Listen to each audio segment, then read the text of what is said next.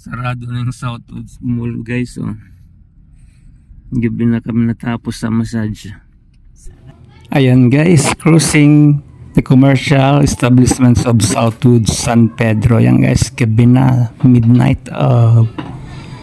Kaya close na mga establishments, medyo madilim pero okay naman yan. Mayroong 24 hours na McDo drive-thru fast food center. Christmas light, oh bakit? Okay ah. Wow.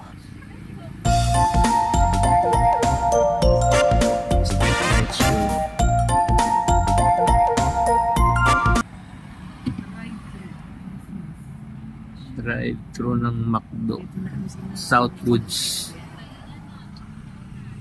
Sa ano nga pala, Les, di ba ano yun? Po, alas 8 yung show.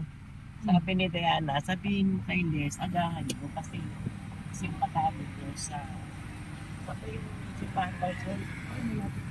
Oo, sabi niya, simpatado mo doon. Sabi niya, alas 8 na yung show. Sa alas 8 na ng isa. Ilang oras na labas yun? Southwoods McDo.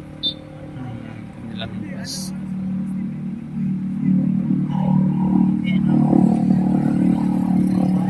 Learning gear.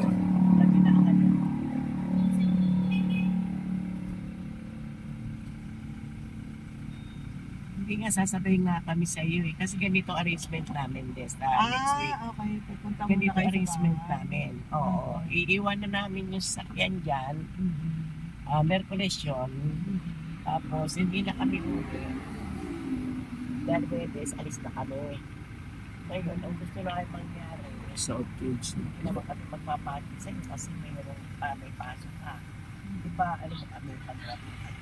Sige, wala mag-book sa tapos